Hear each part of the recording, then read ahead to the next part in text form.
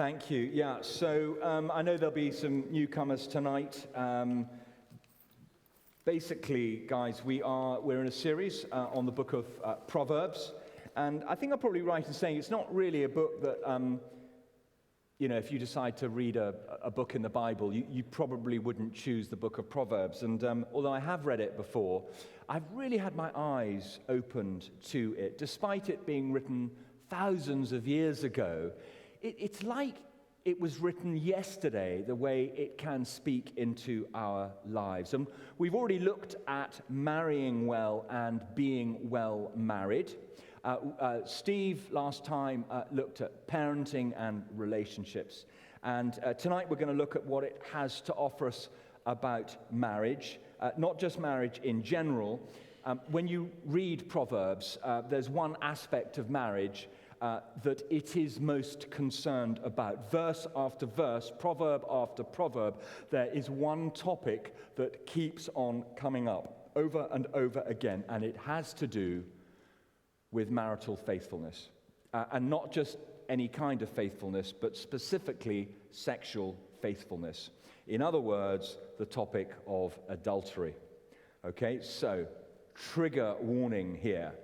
Okay, this isn't an easy topic.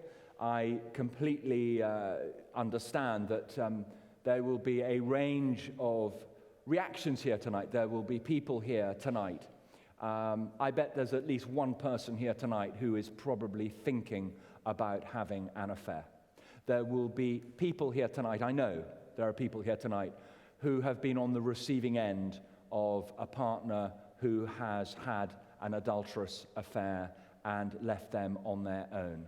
So there will be people here whose parents have split as the result of an adulterous affair. So I do understand I have to tread carefully tonight. But because there is so much on avoiding adultery in this book, in the Bible, I feel we really must cover it. I mean, it's just a shame that it's not me on leave and Danny preaching, and then I could have got away with it. And while I'm talking about wisdom, I'm convicted because I did say to Flo Thornton that I'd mention a Rob Parsons event in Milton Keynes, which is called Wisdom, and it's Wisdom for Life, and I think that's coming up on the 18th of October. And if you're interested, I think Flo's got some tickets. If you're interested in going along to hear Rob Parsons, he's a very, very gifted communicator. Do see Ian and Flo at the end of the service. Yeah, so here we go. Whew. Now, the other thing I just want to say, this is written by a man for men. And it's really important you understand this isn't a cop-out now, but you honestly can transpose a man for a woman, him for her, throughout this. So, ladies, there's a lot of pictures painted about promiscuous, red-lipped, wonderfully attractive seductresses, okay? And I don't want you thinking that you're being, as a sex, being picked on, because actually, when we have language like that, just think beefy hunk with six-pack who's just done the Gillette advert, okay? Because honestly, you can honestly swap men, women, man, woman, him, her, in every single verse I am talking about. So please don't come up to me at the end and say that was really unfair. It was all about how dreadful women are, okay? And the other thing is, I do understand there'll be people here who are not married, who may be thinking, well, this has got nothing to do with me. And I would say to you that this will equip you, if God calls you to speak into the lives of other people. It could even be the lives of your parents. It could be your brothers and sisters when you catch wind of perhaps a relation of yours beginning to think bad things. So I do think that this has got something for all of us in it. So you can't switch off, okay? I want to challenge you to listen, because faithfulness really does affect all of us. Even if not personally, it will affect people we know and love. So it's good for us all to hear this. Now, the wisdom of Proverbs wants to give us on adultery, things that can be brought out under 4 different headings. Okay, so the first one is the danger of adultery. The second one is the makeup of an adulterer. The third is how to guard your life against adultery. And fourthly is how to enrich your marriage in order to avoid adultery. So Proverbs is roughly around page 620 in your Bibles. But I'm going to be skipping around different verses. So from Proverbs chapter 2, 10 to 11 and 16 to 19. Let me read these verses to you. For wisdom will enter your heart, and knowledge will fill you with joy. Wise choices will watch over you. Understanding will keep you safe. Wisdom will save you from the immoral woman, from the seductive words of the promiscuous woman. She has abandoned her husband and ignores the covenant she made before God. Entering her house leads to death. It is the road to the grave. The man who visits her is doomed. He will never reach the paths of life. Then this from Proverbs chapter 6, verses 27, 29, and 32 to 35. I love this imagery. Can a man scoop a flame into his lap and not have his clothes catch fire? Can he walk on hot coals and not blister his feet? So it is with the man who sleeps with another man's wife. He who embraces her will not go unpunished, but the man who commits adultery is an utter fool, for he destroys himself. He will be wounded and disgraced. His shame will never be erased. And finally, from the 7th chapter of Proverbs, verse 22, all at once he followed her like an ox going to the slaughter, like a deer stepping into a noose till an arrow pierces his liver, like a bird darting into a snare, little knowing it will cost him his life. Do you see how seriously Proverbs takes the danger of adultery? Do you see from that imagery, that poetry, how serious it takes the danger of adultery? And it's because it leads to spiritual death and separation from God, punishment and self-destruction, relational conflict and enmity. And it's not just a fling, it's not just sex, it's more than that. You see, our bodies are the temple of the Holy Spirit. The Bible speaks of the mystery and wonder of sex and the sacredness of marital intimacy. It uses marriage imagery to describe our union with God through Christ. To violate that is to tear apart the very fabric of our spiritual life. And the problem is, our culture has so trivialized sex that nowadays it's nothing more than a physical act. But that is a lie. This is what we need to get across to our young people who are under the most horrendous pressure to have sex at even younger ages. You see, it's sacred ground, it's spiritual territory, and few things rip up a life more. And I think most of us know that. I don't think any of us needs to be convinced that adultery isn't the best plan for our lives. Nobody gets married and starts planning to cheat on their wife or their husband. Actually, that's slightly untrue. I have met a couple of people where that has happened. But nobody wants to hurt their kids or end up in divorce, and nobody wants to hurt their spouse in the deepest and most violating way. So let's move on with the wisdom of how to avoid this in our life. And Proverbs gives us 3 very specific steps to take. Here they are. Stay away from adulterers, guard your thoughts, and feed your marriage. So let's quickly look at those 3. Proverbs chapter 5 says this: stay away from her. Don't go near the door of her house. I don't know if you remember when Danny kicked off this series, he repeated a story of R.T. Kendall, who we go and see when he speaks at Focus. And it doesn't matter what he's preaching on, the first thing he says to everybody is, I won't try the American accent, if there's a man here who is thinking about having an affair, Stop it! Do you remember when Danny did that? And everyone went, oh, like this. But this is what it says. Stay away from her, exclamation mark. Don't go near the door of her house. It's pretty clear, isn't it? Stay away from people who are adulterous in nature. How do you know if someone is adulterous? Well, we've all watched films. Proverbs tells us, though, chapter 5, for the lips of an immoral woman are as sweet as honey, and her mouth is smoother than oil. But in the end, she is as bitter as poison, as dangerous as a double-edged sword. Her feet go down to death, her steps lead straight to the grave, for she cares nothing about the path to life. She staggers down a crooked road and doesn't realize it. Whoa. That's what to look for, basically. Those are the marks of a person given over to this form of unfaithfulness. So the first one is speech. The Bible says it's sweet and smooth and full of oil, meaning it greases the path. It's the kind of language that opens the door, plants a seed, offers a suggestion. This person might bring up inappropriate, very personal issues, sexual issues.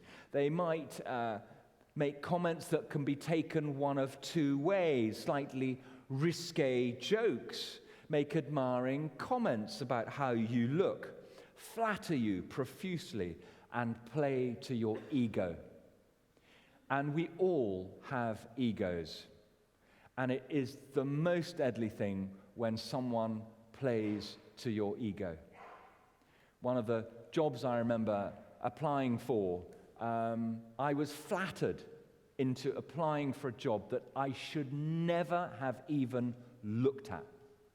But one person kept on saying to me, Will, you're so marvelous, this is exactly the right job for you, you're God's anointed, just flattery, flattery, flattery. I'm getting all puffed up, and I thought, right, I'll apply for this job, and I didn't get it. I crashed and burnt. Maybe this person will talk to you about your spouse in an unflattering way. Oh, gosh, your wife's not looking. Is she all right? I mean, she's looking really dreadful, isn't she? Or they might talk about their own spouse in an unflattering way. That is your first warning sign. The second mark is they promise nothing but joy, fulfillment, fun, escape, love, and intimacy. Interestingly, all things that, if we're not careful, can be in short supply. For example, when you have young children. When we had 3 young children, and I might say to Lucia, come on, darling, let's do something romantic tonight, let's go out. And she is totally exhausted, not having actually had a full night's sleep for about 5 years. And she looks at me saying, are you being serious?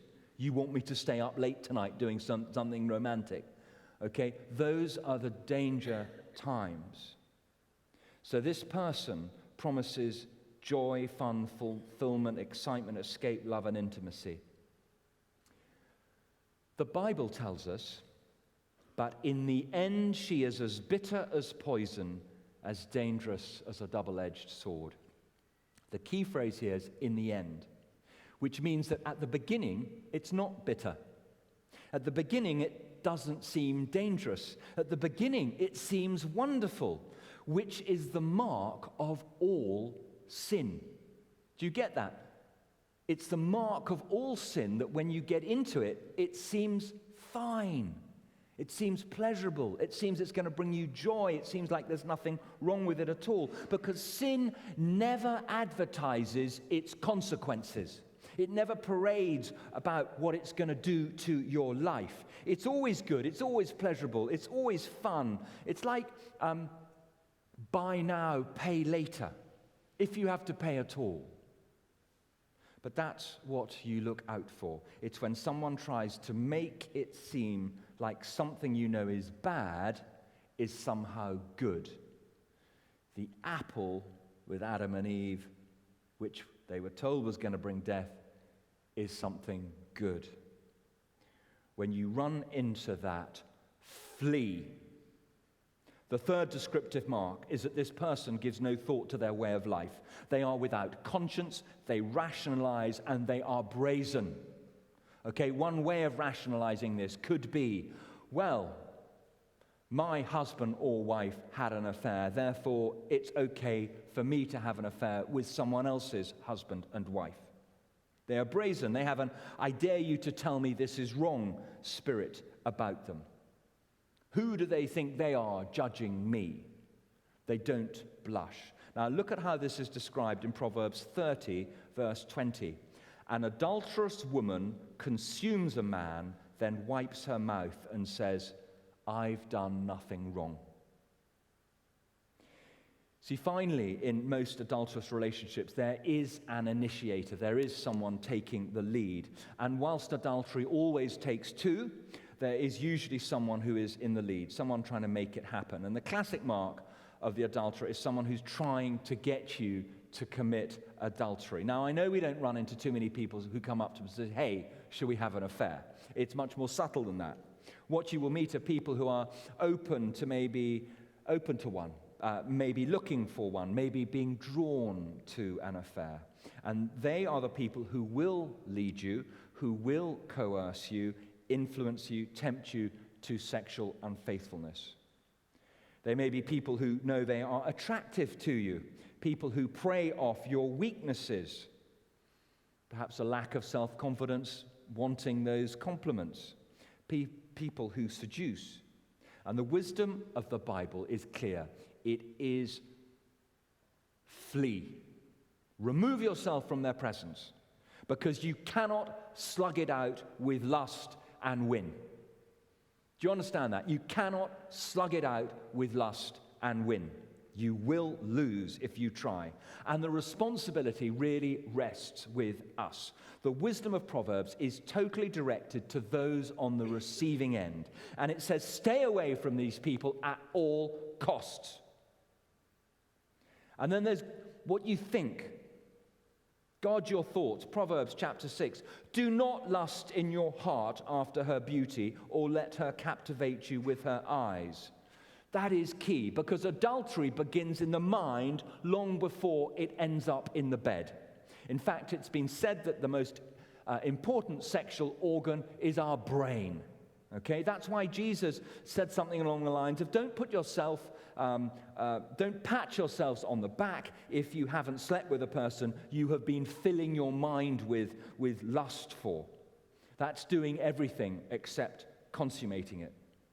And I like the way Proverbs talks about this. It says, don't let her captivate you with her beauty.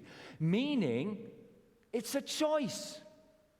You can let yourself or you can't let yourself. You stop yourself, because you can dwell on someone. You can do the second glance, the third glance, the long look. You can initiate that fantasy. You can start mentally undressing somebody if you choose to do that. So it's a choice, and make no mistake, adultery begins with a choice, a glance, a look, a fantasy, a consideration. You may say, well, hey, Will, I just can't ignore looking at someone who is good-looking and attractive. But this isn't what that is about. We all look at all sorts of people. And yes, we do look at attractive people we see. But there's nothing wrong with that first look. It's the second, the third. It's the mental undressing that is the problem here. I remember having it explained to me that it doesn't matter if you let a bird land on your head, but you mustn't let it make a nest in your head. That is what we're talking about here. You can look, but you choose to turn away. You know when you are polluting your heart. You know when you are giving in to lust. You know when you're taking it all in, letting it fill your mind and grip your emotions. Anybody who looks at pornography will know exactly what I'm talking about. So the wisdom is, stop it.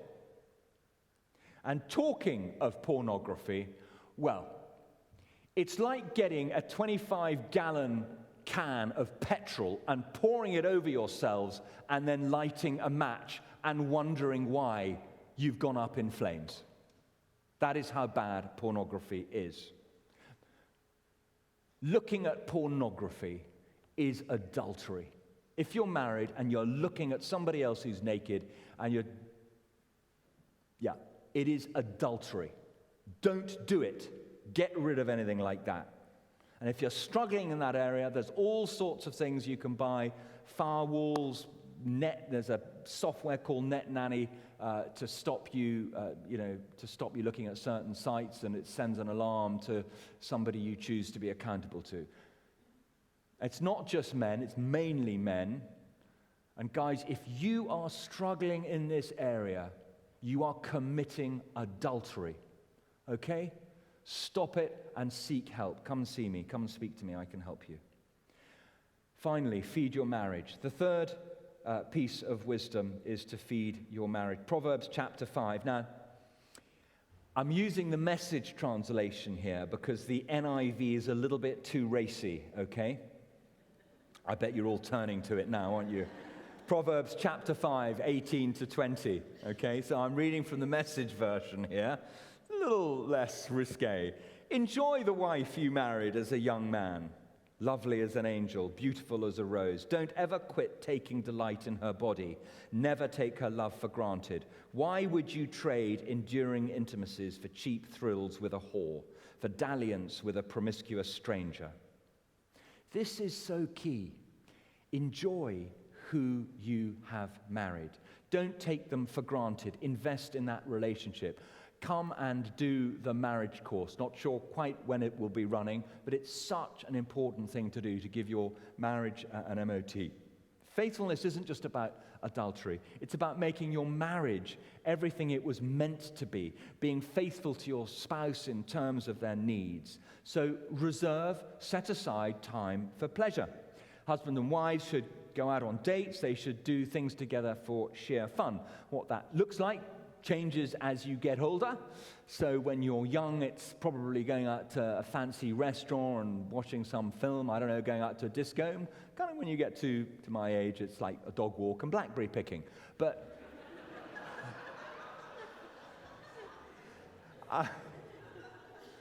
now my wife is shaking her head here. Okay. That's what we do on my day off. Okay, we have a romantic day off, and we spend the whole day off together, even if it means me going to Aldi as well. Anyway, we need to keep the romantic fires burning. Okay, all sorts of ways of doing this. Candlelit dinners, unexpected trips, all that kind of stuff. And reserve time and energy for meaningful sexual activity, and work hard at fulfilling each other's sexual needs. That is so important. If any of you here have had the misfortune of enduring marriage preparation with me, this is something I say to the young couples. I say, right, cringe alert, okay? This is about to get really cringy now. And then I explain to them why the Apostle Paul teaches people who are married not to withhold sex from their partner unless it's for a time of prayer and fasting. Okay, it's so important. You need to work overtime at building up each other's self-esteem, talking about how proud you are of each other, and looking for ways to complement one another, because love requires care and discipline and investment. It's a choice. It's a choice. And you know, I'm so passionate about this. You know, I look at these lovely young couples who are about to get married.